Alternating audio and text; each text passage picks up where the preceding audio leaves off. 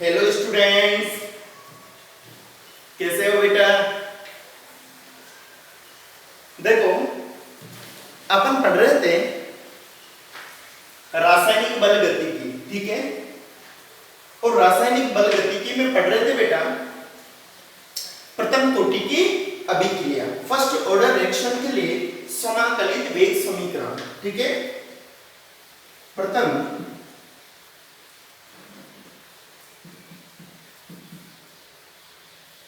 कोटि की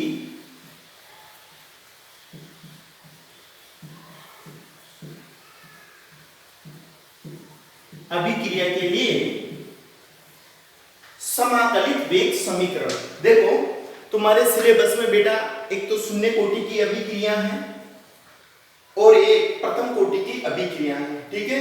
तो दोनों में से एक साल छोड़कर दूसरे साल ये क्वेश्चन पूछा जाता, या तो शून्य कोटि अभिक्रिया के लिए समाकलित वेग समीकरण पूछ ली जाती है, या प्रथम कोटि अभिक्रिया के लिए समाकलित वेग समीकरण पूछ लिया जाता है। दोनों वेरी इंपॉर्टेंट है। प्रथम कोटि की अभिक्रिया के लिए अपन समाकलित वेग समीकरण पढ़ेंगे। प्रथम कोटि की अभिक्रिया के लिए समाकलित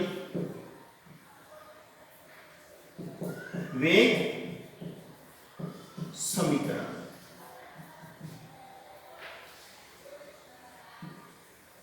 integrated rate equation for first order reaction. तो देखो, पहले अपन ये चर्चा करते हैं बेटा कि प्रथम कोटि की अभिक्रिया होती क्या है।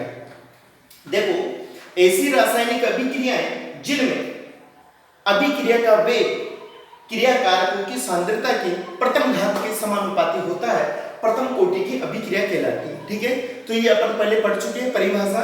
ऐसी रासायनिक अभिक्रियाएं जिनके लिए अभिक्रिया का वेग क्रिया कारकों की सांद्रता के प्रथम घात के समानुपाती होता है, प्रथम कोटि की अभिक्रिया कहलाती है।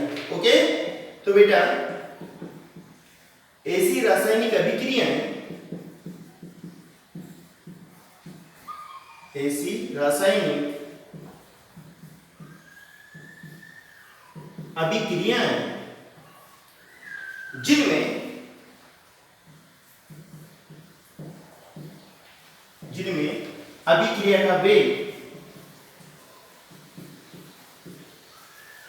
जिनमें अभिक्रिया का वेग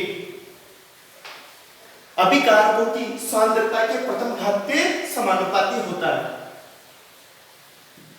जिनमें अभिक्रिया का वेग अभिकारकों की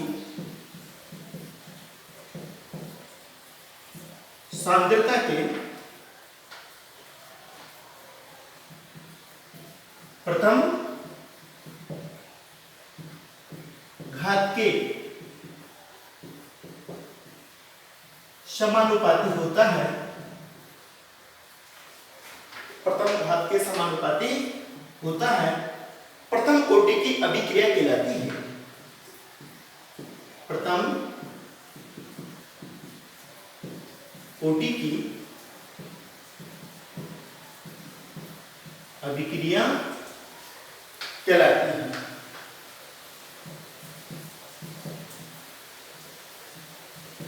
ओके, ये हो गए बेटा प्रथम कोटि अभिक्रिया की परिभाषा, ठीक है। अब देखो, अपन समाकलित वेग समीकरण पढ़ रहे हैं। क्या पढ़ रहे हैं बेटा? समाकलित वेग समीकरण। तो देखो, अपन एक अभिक्रिया पर विचार करते हैं। माना एक रिएक्शन है, एक यूजेस थी। ये क्या है बेटा? अभिकारक, रिएक्टेंट मॉलिक्यूल। ये है अभिकारक और ये है उत्पाद, ठीक है। ये एक सामान्य अभिक्रिया है बेटा, ठीक है। प्रारंभ में कब? जब t बराबर 0 हो, अर्थात जब समय का मान कितना हो बेटा? 0 हो, तो अभिकारकों की सांद्रता क्या मानते हैं अपन? A, ठीक है। और उत्पाद की सांद्रता कितनी होती है प्रारंभ में? 0। जब अभिक्रिया प्रारंभ ही नहीं हो पाती है, तो उस कंडीशन में बेटा अभिकारकों की सांद्रता उत्पादों की सांद्रता कितनी होती है? 0 होती है। ओके, अब देखो, कुछ समय पश्चात क्या होता है? क्रियाकारकों के बेटा x मोल उत्पाद में परिवर्तित हो जाते हैं, ठीक है। अर्थात t बराबर t सेकंड पश्चात या कुछ समय पश्चात अपन लिख देते हैं t बराबर t सेकंड पर, मतलब कुछ समय पश्चात क्या होता है, क्रियाकारकों की कुछ मात्रा उत्पाद में परिवर्तित हो जाती है। अब जो मात्रा बेटा उत्पाद में परिवर्तित होती है उसको अपन x मान लेते हैं, अर्थात क्रियाकारकों के x मोल कुछ समय पश्चात अर्थात t बराबर t सेकंड पर उत्पाद में परिवर्तित हो जाते हैं। तो क्या लिख सकते हैं अपन, a माइनस x और a x, ओके। कुछ समय पश्चात बराबर मतलब बेटा t बराबर t सेकंड पर a के कुछ मोल अर्थात x मात्रा, क्रियाकारकों की x मात्रा किसमें परिवर्तित हो जाती है, उत्पाद में परिवर्तित हो जाती है, ओके। अब देखो इस अभिक्रिया के लिए बेटा अपन वेग समीकरण लिखते हैं। वेग समीकरण अकॉर्डिंग टू रेड लॉ,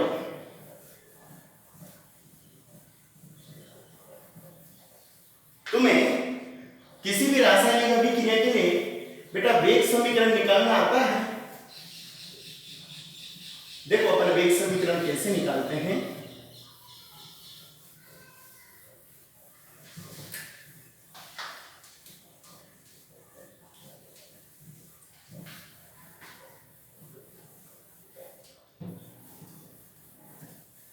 देखो बेटा इस अभिक्रिया के लिए अपन वेग समीकरण लिखाते हैं।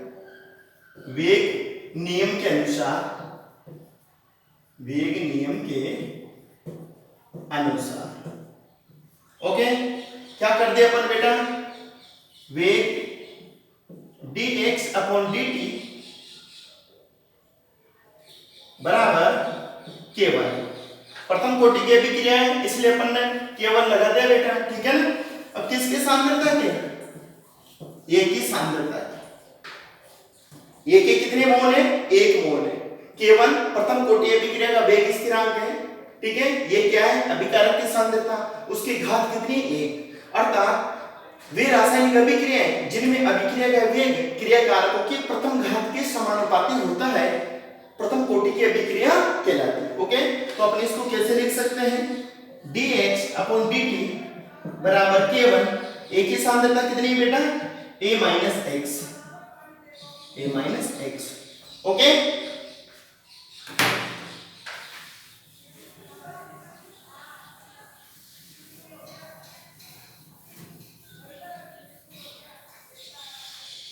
अब देखो बेटा इस समीकरण को अपन ऐसे भी लिख सकते हैं, इसको यहां पर ले आते हैं इस वैल्यू को और इसको यहां पर ले जाते हैं। कैसे लिख सकते हैं अपन, dx upon a minus x बराबर k1 dt, ओके।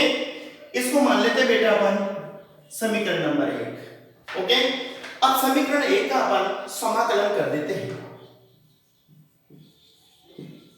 समीकरण 1 का समाकलन करने पर, समाकलन करने पर, ठीक है।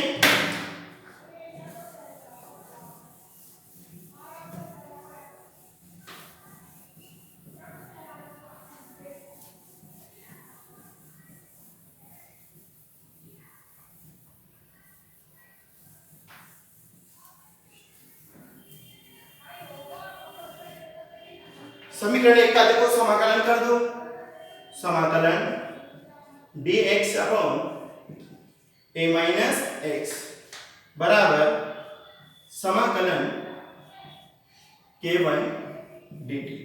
ये तो स्थिरांक है, ठीक है ना, इसको अपन बाहर ले लेते हैं तो इसका समाकलन क्या हो जाता है। देखो बेटा dx upon a minus x का समाकलन होता है minus ln a minus x, इसका समाकलन क्या होता है, minus ln a minus x बराबर k1 dt का समाकलन क्या होता है बेटा, t प्लस c, ओके। ये आ गया अपना समीकरण नंबर 2, ओके। देखो बेटा जब t बराबर 0 होता है उस कंडीशन में x बराबर क्या होता है, 0 होता है। जब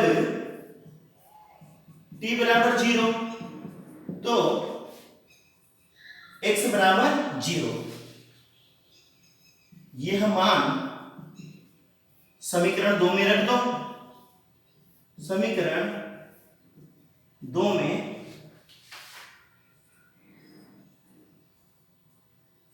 रखने पर, ओके, ये मान बेटा समीकरण 2 में रख दो। तो अपन रख देते हैं,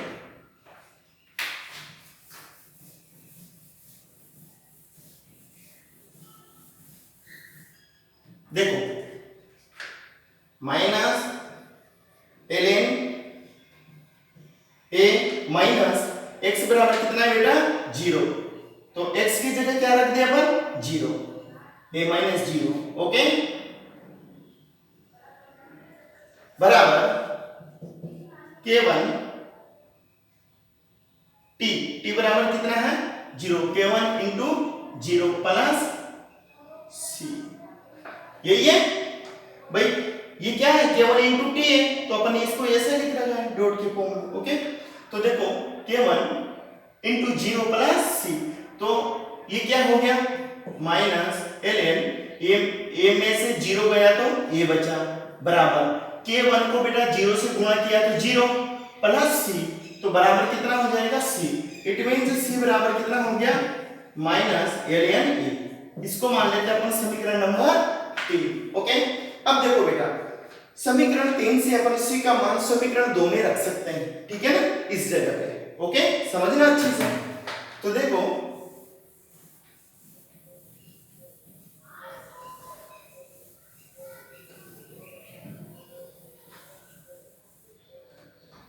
समीकरण 3 से c का मान, समीकरण 3 से c का मान समीकरण 2 में रखने पर, समीकरण 2 में रखने पर, ओके। तो अपन समीकरण 3 से c का मान बेटा समीकरण 2 में रख देते हैं, रख दो साहब। समीकरण 2 क्या है minus ln a minus x बराबर k1 इंटू टी, ठीक है, और माइनस c का मान कितना है ln a, ओके। तो इसको कैसे लिख सकते हैं बेटा, अगर मैं इसे कर दूं k1 इंटू टी बराबर, इसको बराबर करेंगे तो प्लस का हो जाएगा ln a minus ln a minus x, होगा नहीं होगा, ठीक है। ये अपन इसको लिख देते हैं k1 बराबर 1/t, इसको बराबर कर देंगे तो अपन ऐसे लिख सकते हैं बेटा k1 बराबर 1/t, ठीक है भाई। ये माइनस का हो जाएगा, माइनस को अपन ऐसे लिख सकते हैं k1 बराबर 1 माइनस t, ठीक है। ln a, इसको अपन ऐसे लिख सकते हैं ln a upon a minus x, okay.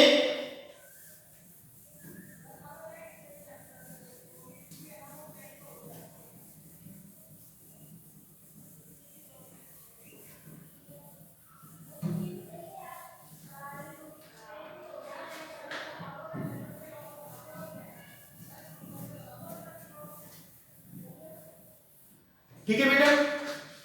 अब देखो तुम्हें पता है ln बराबर क्या होता है, ln बराबर 2.303 log होता है, ठीक है।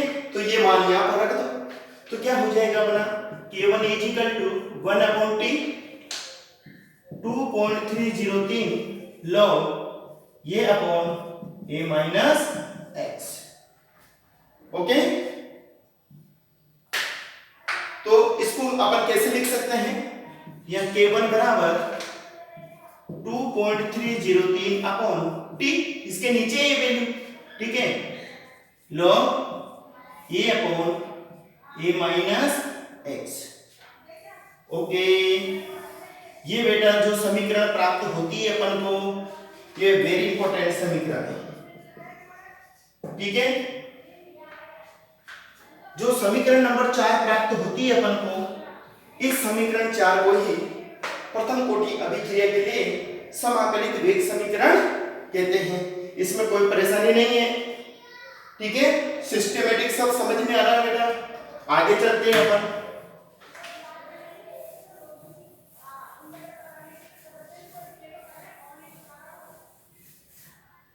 अर्थात समीकरण 4 को प्रथम कोटि अभिक्रिया का प्रथम कोटि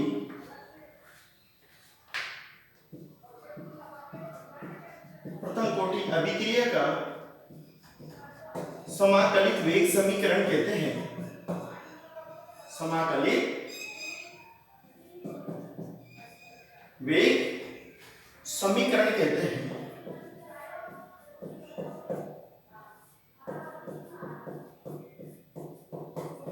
ओके, तो ये हो गया बेटा प्रथम कोटि अभिक्रिया के लिए समाकलित वेग समीकरण। ये बार बार बोर्ड में पूछा जाता है, तो वहां पूछा जाता है क्वेश्चन अपना कि प्रथम कोटि अभिक्रिया के लिए समाकलित वेग समीकरण लिखिए। ठीक है, तो ये पूरा डेरिवेशन निकालना है तुम्हें, 2 नंबर में पूछा जाता है। ओके,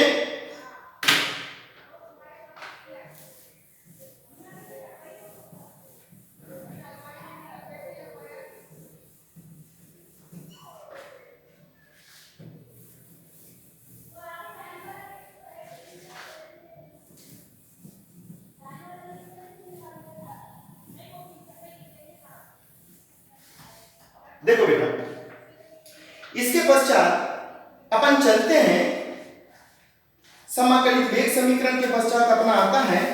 देखो अपन जो ये समीकरण है, समीकरण नंबर 4, समीकरण नंबर 4 को इस प्रकार भी शो कर सकते हैं बेटा अपन, जैसे k1 = 2.303 upon t log a0 upon at। ठीक है, ये न्यूमेरिकल में काम आएगा अपने।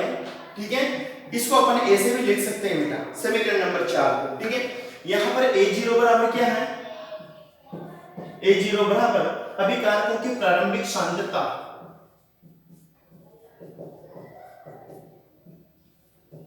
अभिकारकों की प्रारंभिक सांद्रता। ओके, और at बराबर क्या है बेटा, at बराबर t समय पश्चात अभिकारकों की सांद्रता, t समय पश्चात अभिकारकों की सांद्रता।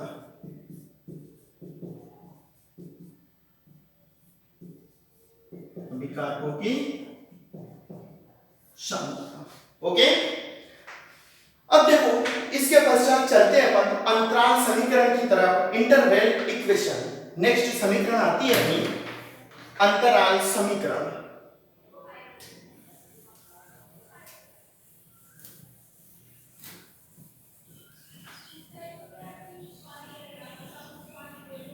नेक्स्ट टॉपिक आता है बेटा अपना अंतराल समीकरण, किसके लिए, प्रथम कोटि की अभिक्रिया के लिए। ठीक है, प्रथम कोटि की अभिक्रिया पढ़ रहे हैं अपन। अंतराल समीकरण मतलब इंटरवल इक्वेशन,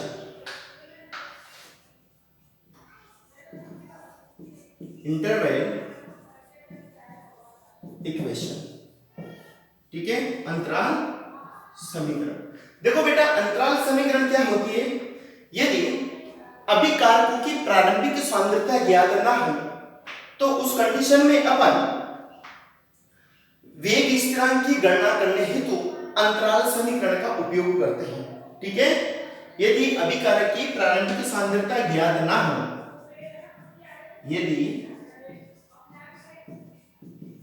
अभिकारक की प्रारंभिक सांद्रता का मान ज्ञात ना हो, प्रारंभिक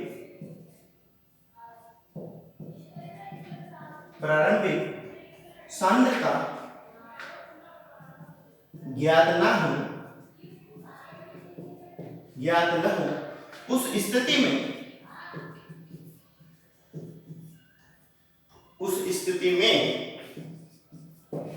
वेग स्थिरांक की गणना करने हेतु, उस स्थिति में वेग स्थिरांक की गणना करने हेतु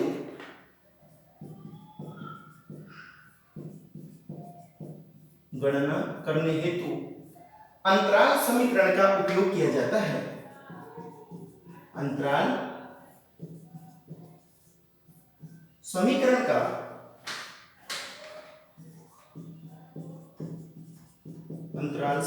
का उपयोग किया जाता है।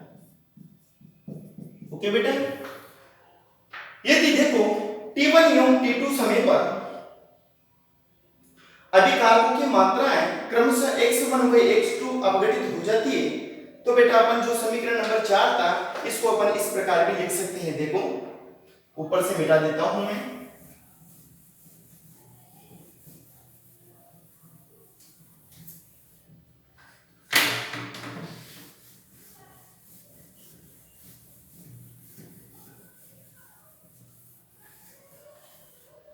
देखो बेटा, यदि T1 व T2 दो भिन्न समय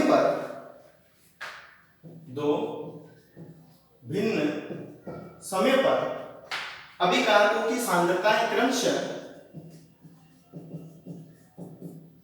अभिकारकों की जो सांद्रता है बेटा या अभिकारकों की मात्रा है x1 व x2 अपघटित हो जाती है। यदि T1 और T2 दो भिन्न समय पर अभिकारकों की मात्रा या सांद्रता एक ही है, मात्रा है क्रमशः x1 व x2 अपघटित हो जाती है। अपघटित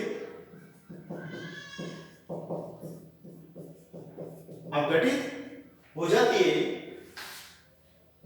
तो हम समीकरण 4 को इस प्रकार लिख सकते हैं। तो हम समीकरण 4 को इस प्रकार से लिख सकते हैं।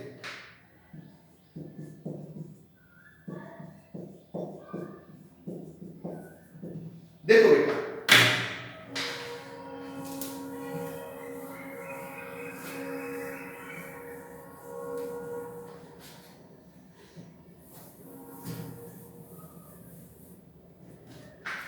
देखो कैसे लिख सकते हैं अपन। T1 बराबर 2.303 अपॉन K1। ठीक है, ऐसे करते हैं। T बराबर हो जाएगा तो K1 नीचे चला जाएगा। ठीक है, तो T1 बराबर 2.303 upon K1 log A upon A minus x1। Okay, समीकरण नंबर इसको मान लेते हैं अपन 5। ओके, इसी प्रकार T2 बराबर बेटा 2.303 upon K1 log A upon A minus x2, इसको मान लेते हैं अपन समीकरण नंबर 6। अब क्या करते हैं अपन, समीकरण 6 में से समीकरण 5 को माइनस कर देते हैं बेटा।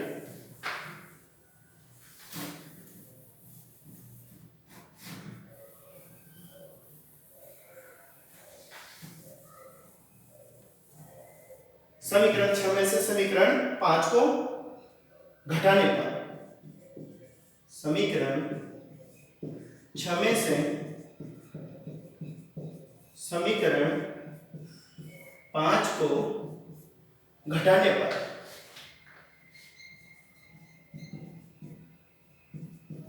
ओके, तो समीकरण 6 में से समीकरण 5 को घटा देते हैं अपन, तो क्या हो जाएगा T2 माइनस T1। ठीक है बेटा, बराबर 2.303 अपॉन K1, ये दोनों में सेम है तो कॉमन ले लेते हैं अपन। अंदर क्या बचेगा, log A upon A minus x2 minus A upon A minus x1। Okay,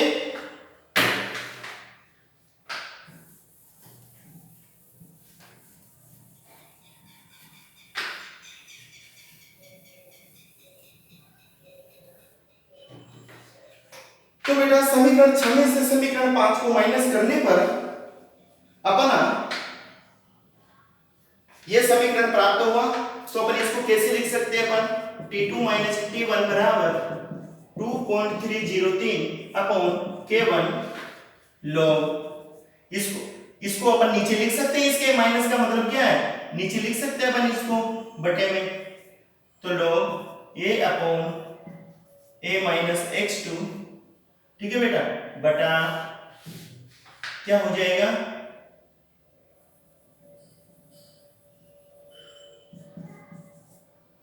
a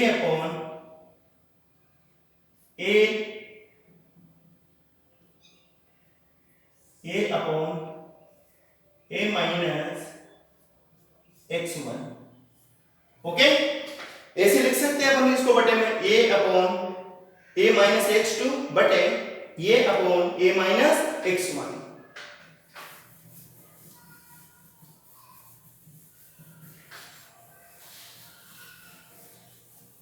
अब देखो बेटा, इसको मैं ऐसे भी लिख सकता हूं T2 - T1 बराबर 2.303 अपॉन K1 log। देखो इसको कैसे लिख सकते हैं अपन? a upon a minus x2। इसको ऊपर ले जाएंगे तो बेटा क्या बचेगा? ये ऐसे हो जाएगा into a minus x upon a, ठीक है ना? तो ऐसे तो a क्या हो जाएगा? कैंसिल हो जाएगा। क्या बचेगा अपना? T2 - T1 बराबर 2.303 upon K1 log a minus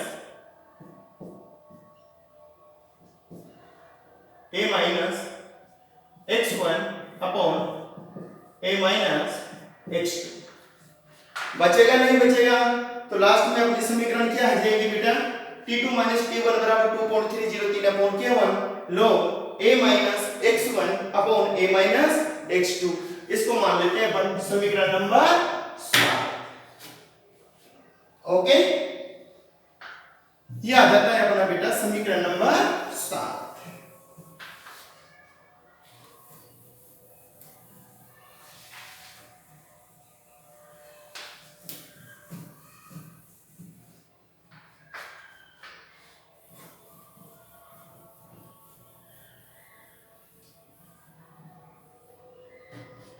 okay,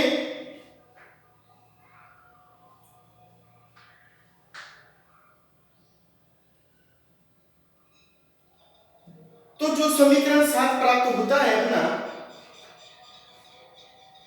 यही बेटा प्रथम कोटि अभिक्रिया के लिए अंतराल समीकरण होता है। समीकरण 7 को ही प्रथम कोटि अभिक्रिया के लिए प्रथम कोटि अभिक्रिया के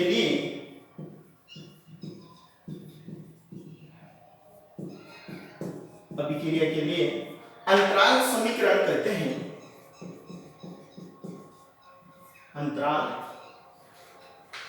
समीकरण कहते हैं। ओके, देखो ये हो गया बेटा अंतराल समीकरण। अब नेक्स्ट आता है प्रथम कोटि अभिक्रिया के लिए अर्ध आयुकाल। Okay, half life period for first order reaction.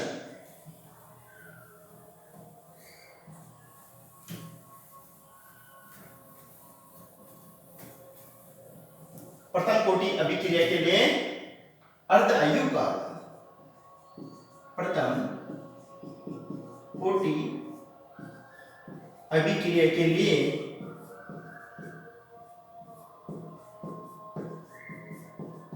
प्रथम कोटि अभिक्रिया के लिए अर्ध आयुकाल।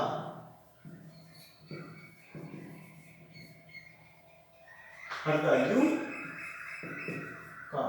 Okay, half life period for first order reaction. Half life time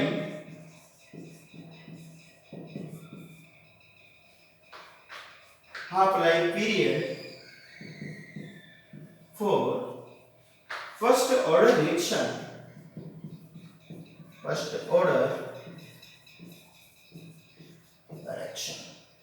okay, प्रथम कोटि अभिक्रिया के लिए अर्ध आयुकाल की गणना करना। वेरी वेरी इंपोर्टेंट डालने है बेटा, या तो इस पर न्यूमेरिकल पूछा जाता है या डायरेक्ट इसको पूछ लिया जाता है कि प्रथम कोटि अभिक्रिया के लिए अर्ध आयुकाल की गणना कीजिए। ओके, तो इसको तुम अच्छी तरह देख लेना। देखो अपन ने जो समीकरण निकाली थी लास्ट में, समीकरण नंबर 4 निकाली थी अपन ने, ठीक है। तो समीकरण 4 के अनुसार बेटा अपन किसी भी मतलब प्रथम कोटि अभिक्रिया के लिए अर्ध आयुकाल का मान ज्ञात कर सकते हैं। ओके, तो बेटा आज के लेक्चर में अपन इतना ही पढ़ पाएंगे क्योंकि समय की सीमा में बंधे हुए हैं, है ना, अपना टाइम हो गया। अब अर्ध आयुकाल को अपन नेक्स्ट लेक्चर में पढ़ पाएंगे बेटा, है ना। ओके, आज इतना ही, ठीक, थैंक यू बेटा।